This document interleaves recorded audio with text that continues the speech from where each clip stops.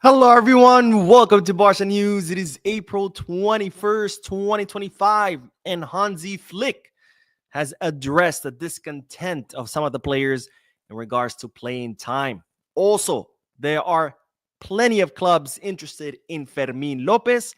And finally, Bernardo Silva has been offered to Barcelona. We have a lot to discuss, so let's begin.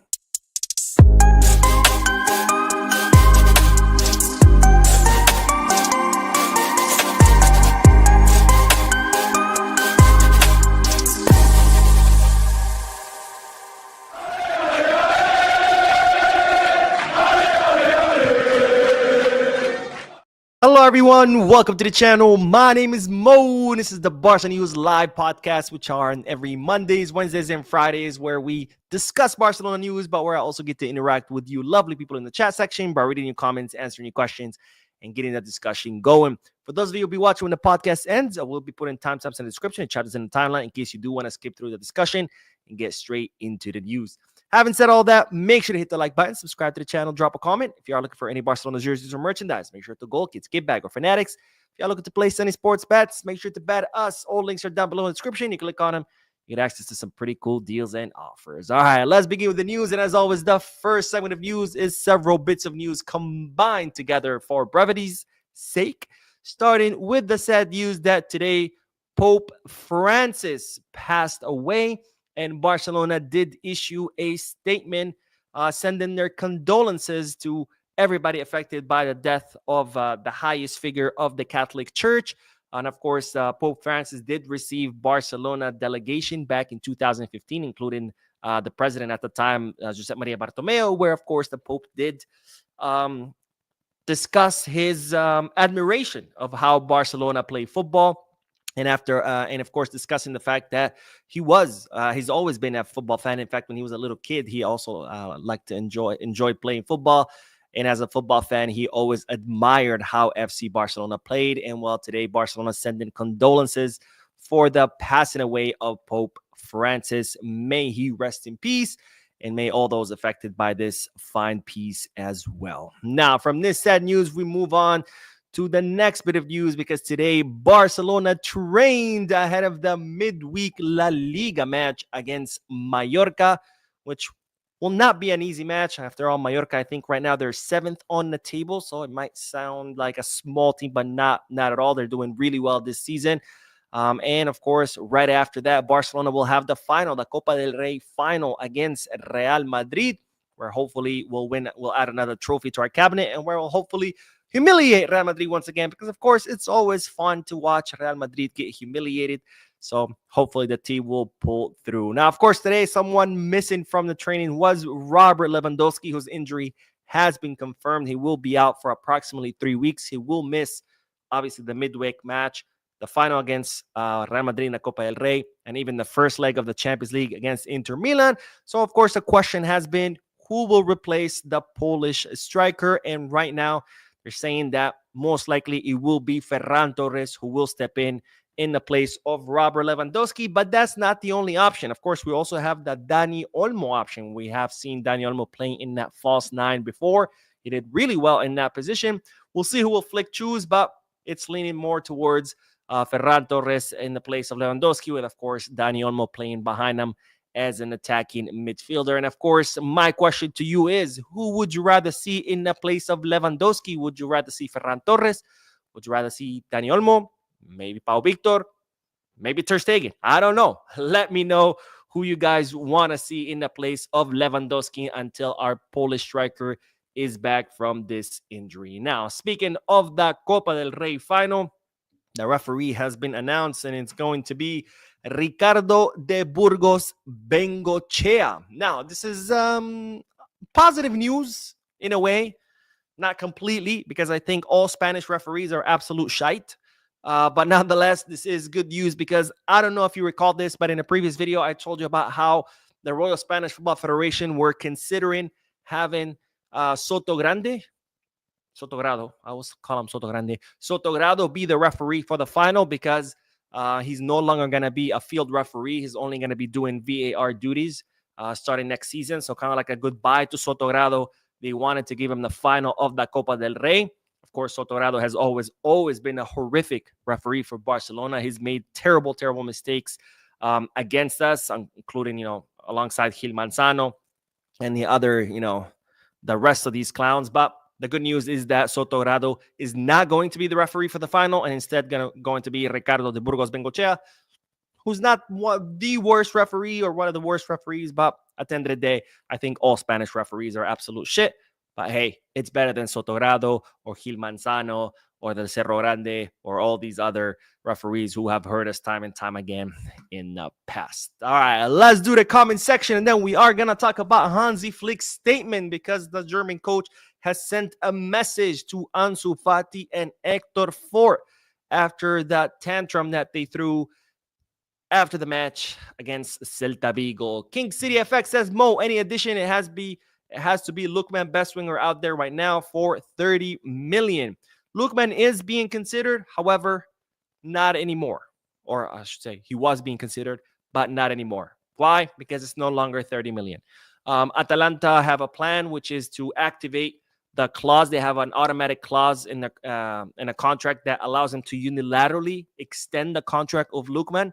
So they want to unilaterally do that, extend the contract, and by making the contract longer, push the price up to 75 million euros, because Atalanta have received a lot of interest from other clubs, and seeing that there's a lot more interest, Atalanta said, well, let's make some money. So it's no longer 30 million euros. So most likely Lookman will not be an option for Barcelona anymore.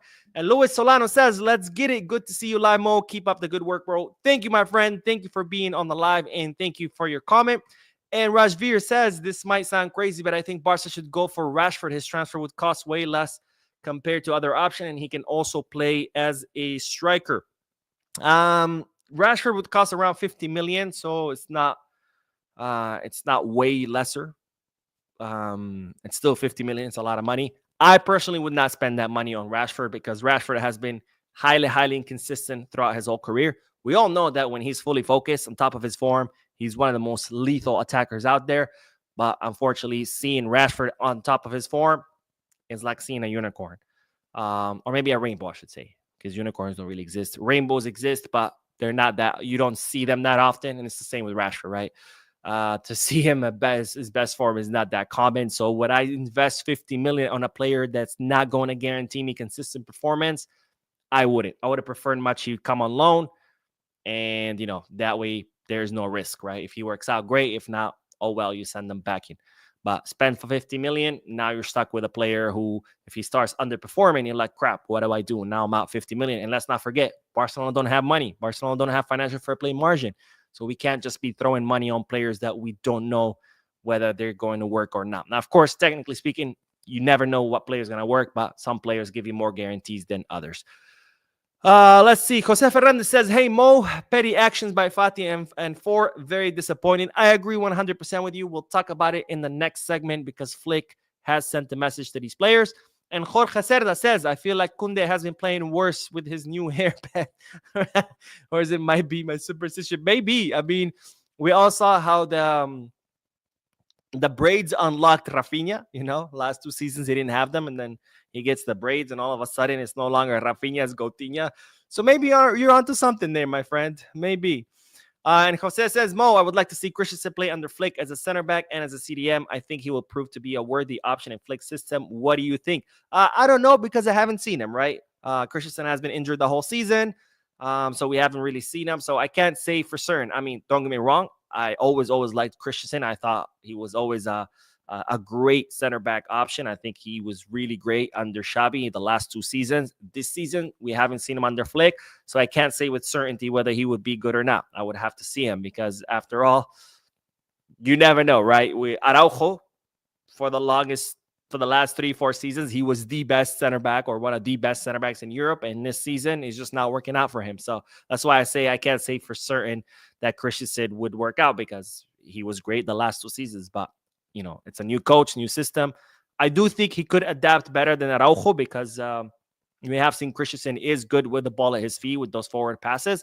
But again, until I actually see him under Flick, I can't really say for certain whether he would be good or not. And let's do one more comment, then we'll jump to the next segment. But Nathan Ford says, "Hi Mo, there are other options for the left wing. There is Lookman, Rashford, and Barcola, but Barca need to sell players for financial fair play." So I discussed Lookman at the beginning of this when I started reading comments. Lookman's not going to happen. They want now 75 million euros, which Barcelona are not willing to pay. Rashford, I wouldn't make that investment because he's highly inconsistent. And Barcola, there's no way PSG are going to want to sell him. And even if they do, they're going to want an arm and a leg. And again, we're back at square one, which is that Barcelona cannot afford him. All right, let's get back to the news because, ladies and gentlemen, Hansi Flick has sent a message to Ansu Fati and Hector Ford after their tantrums after the match against Celta Vigo. Now, if you don't know what I'm talking about yet, check out yesterday's video. But Ansu Fati and Hector Ford were both warming up. They thought they were going to get minutes. Flick did not give them any minutes.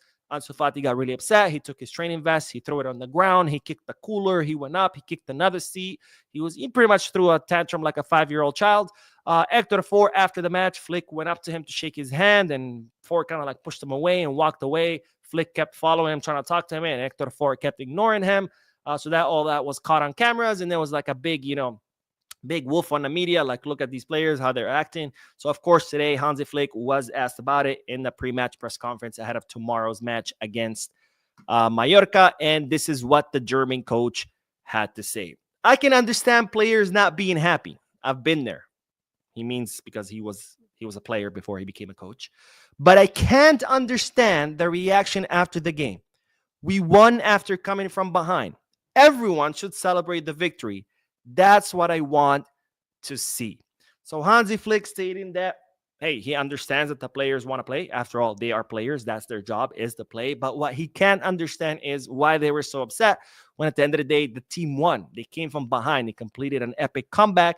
And instead of these players being happy for the team that they are part of, here they are throwing tantrums because, oh, I want minutes. I don't have minutes. And at the end of the day, you have to think it's not just about you, right? It's about the whole team. Now, of course, players as individuals, they have their own goals. They have their own achievements or that they want to accomplish. But at the end of the day, this is a team sport. And what's good for the team should always be on your mind as well, not just your personal goals or your personal desires. And Hansi Flick, as the coach of this team, he knows what's best for the entire team, not for just individual players. And Hansi Flick, seeing that the team was down 1-3, made the substitutions that he made, thinking of what's best for the team. And not only did he do that, thinking what's best for the team, he was right because those substitutions worked. Barcelona mounted an epic comeback, and Barcelona took 3 very important points. And that's what it's about. It's about what's best for the team. And these players should be happy because the team that they're part of just won and took home 3 very important points. But instead, they're more worried about my minutes, me. And Hansi Flick is not happy with that kind of attitude. And I 100% agree with him. Plus, this is not the time to be doing this. This locker room has been very, very close-knit. They've been very united this whole season. We're in the most important stretch of the season where, if everything goes well, this team could go into the books of history. If Barcelona win the treble, they will be the only club in the entire history of the planet to win 3 trebles. So this team is on the verge of making history. This is not the time to be blowing up the locker room because you're thinking about my minutes, me. What you should be thinking about is what's best for the team. So Hansi Flick disappointed with the reaction of the players. And besides what he had already said during the press conference, those who are close to him and his staff are also reporting that Flick and the entire staff were very disappointed with the reactions of Ansu and Hector Ford because, again, they understand that they're frustrated. They want more minutes. But what they don't like is the public display of frustration. The kicking, throwing tantrums like 5-year-olds. They were not happy about that. And I 100% agree. And that's what I said in yesterday's video. Because, look, it's pretty simple. If Ansu and Hector Ford are unhappy, they should express their unhappiness behind closed doors. They should go to Flick and say, hey, coach, I'm not happy you didn't give me minutes. Why didn't you give me minutes? And what should I be doing to get more minutes? That's how that should be addressed. Throwing tantrums, kicking things, throwing things in front of a packed stadium, in front of cameras, televising the match all around the world. It's not the proper response. I said that yesterday. People absolutely lost their shit in the comment section. I don't know why. I don't think there's anything crazy about what I said. People were like, oh, you hate Ansu. Someone was like, oh, it's because Ansu's black. Apparently, I hate black players. I had no idea. So thanks for that, I guess. And I don't understand why. I mean, I naively thought that this was a universal concept that you should always behave in a certain manner at work. I mean, and this goes for everybody, not just football players. If you're at work and your manager tells you some bad news, hey, you're not going to get the raise you thought you were going to get. What are you going to do? You're going to start kicking shit, breaking computers and throwing stuff? No, you go to your manager's office. You say, excuse me, manager, why didn't you give me the raise? I believe I deserve the raise. This is why I deserve the raise. And if you don't think I deserve the raise, please explain to me what should I be doing to deserve the raise. That's how an adult behaves. That's how an adult should behave at work. I thought that was a universal concept. Apparently not, because apparently everybody thinks I'm crazy for thinking that. And I guess Flick is crazy too, and so is his staff, because they too are disappointed with how these two players reacted. But anyways, that's all I have to say about the whole Ansu and Hector Fort saga. Very unfortunate behavior. Again, if they're frustrated, fine. Go talk to your coach. Don't throw tantrums for the whole world to see. That's not how you behave as an adult. Maybe Hector Fort, you're like, okay, fine, he's 17. But Ansu Fati, he should know better. He's 22 years old. And no, I'm not saying that because he's black. It's just a reality. Anyways, let's get back to the comment section, and then we are going to talk about Fermin Lopez, someone who does know how to behave, because no matter how many minutes he gets or doesn't get, he never complains. He just puts in the work, earns his minutes like any player should do. All right, let's see. Justin says, good morning. I'm watching from Adelaide. Thanks for your consistent news. No, thank you, my friend, for watching and for your comment, and forgive my ignorance, but where is Adelaide? If you can tell me down in the comment section, or the chat section, I should say, I would be happy to know. And Raul says, Mo, Madrid is getting Alonso next season, and let's be honest, he's going to cook. Laporta needs to get Flick a left winger, a young striker, and 2 fullbacks. If Laporta thinks the squad is enough, then he's the leader. I mean, it's not that Laporta thinks the squad is enough. Unfortunately, there's no money, right? There's no money to sign players, and even if you do end up signing players, there's no financial fair play to create margins. So we kind of have to work with what we got, you know? Hopefully that we do get enough financial fair play margin in the summer to sign what we need, but right now we have no idea what's that going to look like, because with the whole 100 million euros from the VIP seats not counting, that's a big problem. Mike Valencia says, hey, Mo, who would you rest for tomorrow's match? That's tough, because a lot of people are forgetting Mallorca is like 7th or 8th on the table. A lot of people are kind of underestimating them, thinking it's a bottom of the table team. They're not. They might have been bottom of the table team previous seasons. This season, they're not. This season, they're doing really well. So that's tough. That's tough, because on one hand, yeah, you need to rest your players because you got the Copa del Rey final right there. But on the other hand, you can't just completely underestimate Mallorca and put in, all your subs, and then you lose. And okay, yeah, you're rested for the Copa del Rey, but you just blew 3 points away, and we're only 4 points ahead of Real Madrid, right? That would bring it down to just 1 point difference, which is insane. Who would I rest? Lamine rested, so I guess we could start him. What I would try to do against Mallorca is I would try to finish the game early, right? Go in there, score as many goals as possible, and then rotate in the second half. So I would have Lamine start, and then hopefully by the 60th minute or the 50th minute or the 55th minute, hopefully it's all resolved so you can take him out. Rafinha, I would try to do the same thing. Start him, try to finish the match early, and then take him out early. Fermin, Dani Olmo, I would start him. And then, if you could finish things off, I would sub him out because he just came back from injury. You don't want to risk re-injuring him. So I would put in Fermin Lopez in his place in the second half, maybe Gabi, or you can have Fermin on the left wing in the place of Rafinha because he's played there before, and Gabi in the place of Dani Olmo, and rest both, and then take out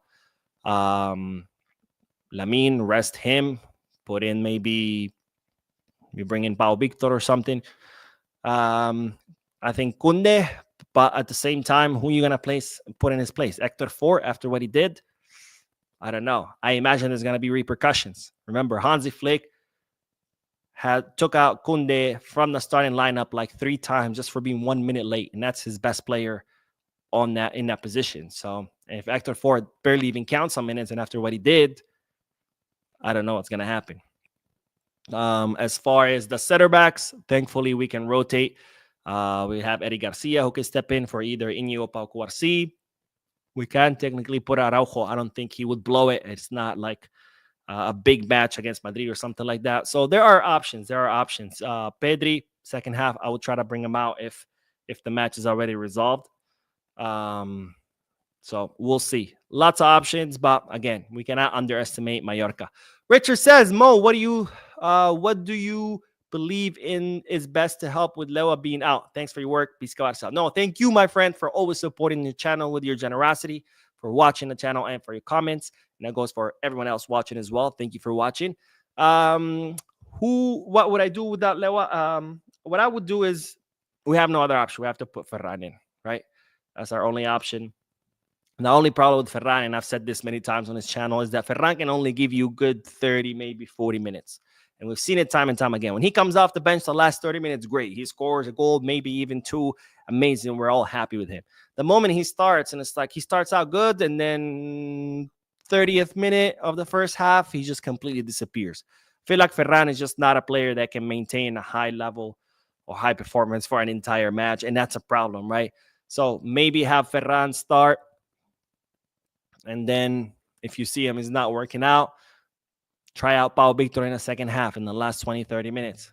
Maybe if you think he's still not ready, maybe have Olmo start in the false 9, and then in the second half, bring in Ferran for Olmo. And that way Ferran gives you a good 30 minutes, and Olmo can give you the first 60 minutes. Because we have seen Olmo do a good job as a false 9, but it's looking like it's going to be Ferran, which it is a little bit concerning, but who knows? Maybe Ferran will prove us all wrong and end up being a great replacement and put out great 90 minutes every match until Lewandowski's back. Hopefully. We'll have to see. All right, let's see. Willie says, pretty good news. Barca stopped going after Nico. Okay, yeah, I keep seeing people saying that. There's no truth to that. I don't know who made that report that Barca are not going after Nico. That's not true. There's no truth to that report. Nico remains the most feasible option for Barcelona. There's absolutely no truth that Barcelona have pulled out of the race for Nico. Jose says, Mo, I agree with Bodu above. With more playing time, Fermin could become very dangerous for our opponents. He has intensity, good touch on passes, vision, and he's not afraid to play to score. 100% agree with you, which is crazy because there's so many people who keep calling him trash. And I'm like, Fermin, are you guys watching the same match that we're all watching? Because Fermin has been excellent. But I don't know what to tell you. But I agree, 100%. Lucky Okoli says Araujo and Christensen should be sold to fund food transfers. To fund more transfers. I mean, food would be great. I love food, but I don't think we need to sell Araujo and Christensen to bring food. Let's see. Christensen, most likely, I mean, it looks like he will be out. I think Christensen's gonna leave. As far as Araujo, we'll see. We'll see. He has that release clause for the first 10 or 15 days of the market that goes down to 65 million. I think it's all going to be up to him.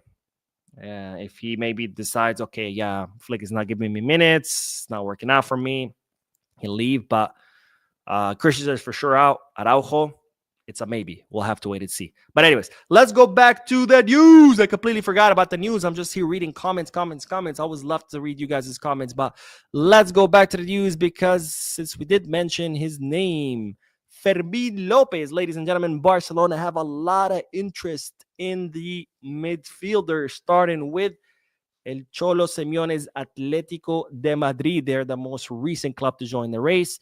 They have been trying to reach out to Fermin Lopez's agent because El Cholo Simeone has eyed Fermin Lopez and he thinks he will be a great addition to their team. And as such, he has been trying to reach out to Fermin Lopez's agent. Now, of course, Barcelona are not offloading Fermin Lopez. He's not for sale. Fermin wants to stay at Barcelona. He's always made it very clear that he wants to stay here for as long as he can. So both parties want to continue their relationship. Of course, the only time Barcelona would consider selling Fermin Lopez is if someone comes and offers like a ridiculous amount of money. Then Barcelona would have to consider it. This goes for most of the squad. There's only a handful of untouchable players, Lamine Yamal, Pau Cubarsí. It's only a handful of those players that no matter how much money anybody would offer, 500 million, not for sale, right? If they come and they offer a billion for Lamine, he's not for sale, period, right? There's only a handful of those players. The rest are not for sale, but if a big offer comes, Barcelona would have to consider. That's most of the squad. Again, same applies for Fermin. He's not for sale, but if someone brings a huge offer on the table, maybe 70, 80, I don't know, 90 million, then Barcelona will be like, okay, let me think about it. So, despite Atletico Madrid's interest, Fermin is not for sale, but there are more clubs interested. That's how much interest Fermin Lopez is currently gathering. Newcastle from the Premier League. Luis Enrique's PSG. Chelsea, no surprise there. They're interested with anyone with a heartbeat. Dortmund and Arsenal. All these clubs are interested in them. We're talking about 4 different leagues. Premier, Bundesliga, La Liga, and the Ligue 1. Clubs from all over Europe interested in signing Fermin Lopez, but according to some Barca fans, he's trash. They must see something all these clubs don't see. All right, let's go back to the comment section. And then we are going to talk about Bernardo Silva. And Richard says, though I don't agree with his reaction, I understand Fati's frustration. However, Ansu, no, he was constantly told he's not going to play much, so he should leave. Yeah, I mean, I don't understand why he's surprised. He was literally told time and time again by Flick, by Flick's staff, by Deco, by the club, by his agent, by his family. They've all told him, you're not going to get any minutes. If you want minutes, leave. He's like, no, I'm going to stay. And then he's like, I'm not getting minutes. Seriously, bro, we all told you you're not going to get minutes. Why are you surprised? And then again, if he's frustrated, if he's unhappy, fine. Go express your unhappiness behind closed doors. Go to Flick's office and say, hey, Flick, why am I not getting minutes? What can I do to get minutes? Talk to me. That's how an adult handles these situations. You don't start kicking shit. You don't start throwing shit. You don't start throwing tantrums in front of an entire packed stadium with 48 or 49,000 people. You don't do it in front of cameras, airing the match to tens of millions of people around the world. You don't do that. You go as an adult. You sit down as an adult. You discuss things as an adult. That's it. But apparently that's too much to ask because people absolutely lost their shit yesterday when I said that. John Williams says, I have a problem with Barca being linked up with players and not signing them all in the name of financial fair play, yet we'll still not go for free agents. We always complain that players are expensive. Well, that's not true because we've signed so many free agents. Andreas Christensen was a free agent. Iñigo Martinez was a free agent. Let me think. Who else was a free agent? We signed Kessier, who left as a free agent. Did we sign Gundogan as a free agent? I think we did, didn't we? Who else? Blanking here, but we've signed a lot of players as free agents. So that's not true that we don't sign free agents. As far as, and plus remember, just because they're free agent, they still count for the financial fair play. You still have to pay them a salary.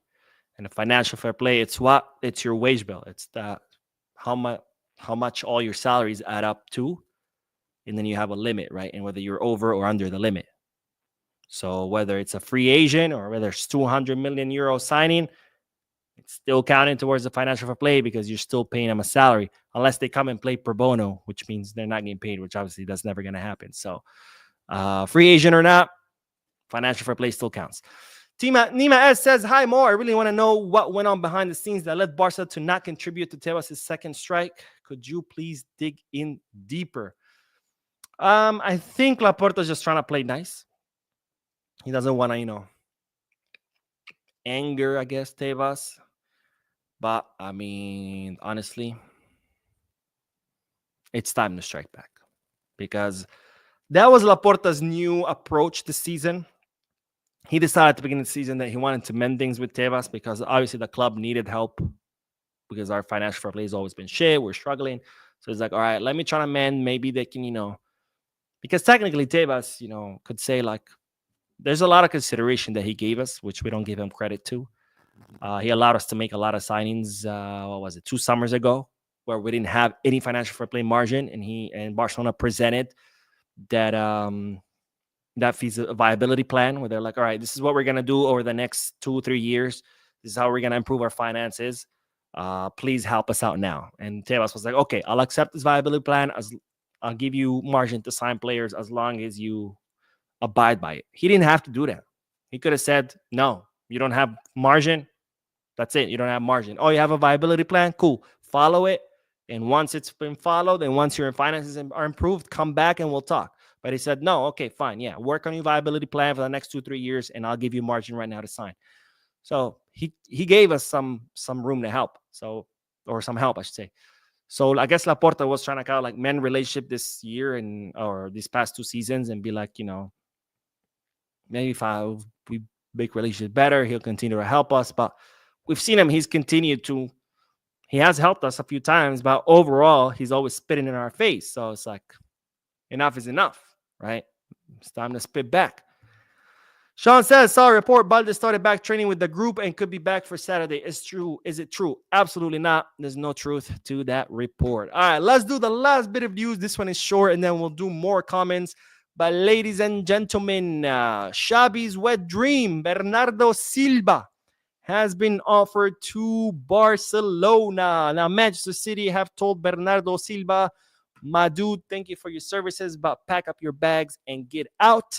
And as such, Bernardo Silva's agent, Jorge Mendes, who has a very close relationship with Jan Laporta, picked up the phone and said, hey, you guys have been dreaming about this guy.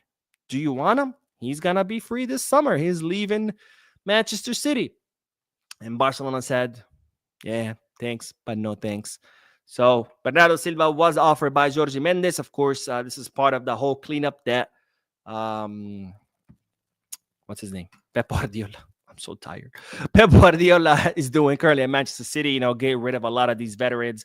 I think Gundogan is on his way out. Bernardo Silva is on his way out. De Bruyne, all these guys who were pretty much fundamental cornerstones of the success of Manchester City. The Manchester City, they won the treble. But unfortunately now, they're just not up to par. They're not performing like they used to be or even close to what they used to perform at.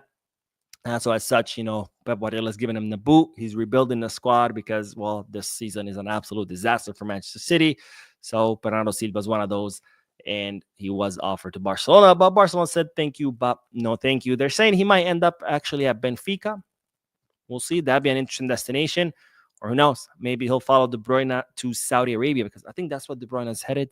I can't remember, but we'll see what happens with Bernardo Silva. But one thing is for sure is that he will not be coming to Barcelona. All right, let's do that was all the news, but let's do more comments and then we will end the live stream. But Justin says, you don't hurt Ansu, but he is disgraceful to Africa society. As trained Africans, we don't behave like this in public to your boss.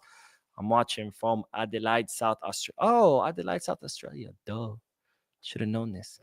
Well, thank you, my friend, for clarifying. Where is Adelaide? Is that how you say it? Thank you for your comment, but I mean, Ansu was born and raised in Spain, so I don't know how much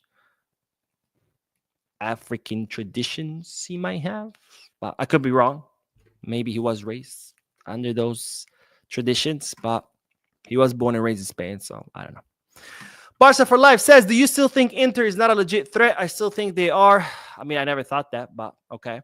They are our biggest test in the Champions League. They have the perfect style to counter us in every way. Great low block, great counter, set pieces.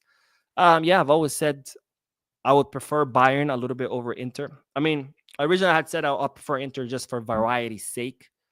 But if we're going to be talking about easy or difficult, I did say Bayern would be tiny bit easier. Tiny. Because after all, this is the semifinals of the Champions League, and there is no such thing as an easy opponent. Either one would be very difficult, but I think Bayern would be just a tiny bit easier because Bayern likes to attack. Bayern likes to advance their lines. They leave a lot of space behind, and that's space that can be exploited and has been exploited by Barcelona when we defeated them 4-1 during the group stages. Inter Milan, they're the total opposite, right? They're a team that defends low block and can just counter attacks. Two things that Barcelona have struggled with, right? They struggle with low block teams and they've struggled with counter attacks. So Barcelona are gonna have to be on their game, 1,000%. They're gonna have to keep the pressure up, maintain possession of the ball, and if they lose the ball, they're gonna have to immediately try to recover it, as to not allow Inter Milan to build a counter. And they're just going to have to put pressure until Inter Milan's defense cracks. But no, I never thought it was not a legit threat. I don't think anyone thinks that Inter Milan is not a legit threat. After all, again, this is the semifinal of the Champions League. Everybody is a legit threat. Nima says, Dear Bernardo, if you're a free agent, you can come warm our bench. Yeah. Or wherever Xabi ends up, he could go there because Xabi was really hell-bent on signing him. So maybe. Not a funny guy says Yamal or Rafinha false nine. None. I'm talking about two wingers. It has to be Olmo or Ferran. And maybe Pau Victor the last few minutes. But doesn't seem that Flick trusts him, so something must be off. MNF94 says, wouldn't be surprised if he goes to Benfica. Yeah, most likely. I think that's where he's going to end up. And Sin Lexi says, I think if it be Inter Milan, the Champions League is a lock for us. I don't think that necessarily is true. Because, okay, Inter Milan will be our biggest challenge so far. And if we beat them, we still have to go to a final against either PSG or Arsenal. Most likely it's going to be PSG, but those are two teams who are also, not easy. Again, we're at a stage of the Champions League where you only have 4 teams left. These are the 4 best teams of Europe. There is no lock. There is no easy. There is no guaranteed. Every match from now on is going to be incredibly difficult. I mean, look what Dortmund did to us in the second leg, and they are 8th in the Bundesliga. Like, this is the Champions League. Abdulli says, soon you will see Bayern was our problem. If they qualified, but Inter will be surprised. Soon you will see why Bayern was our problem.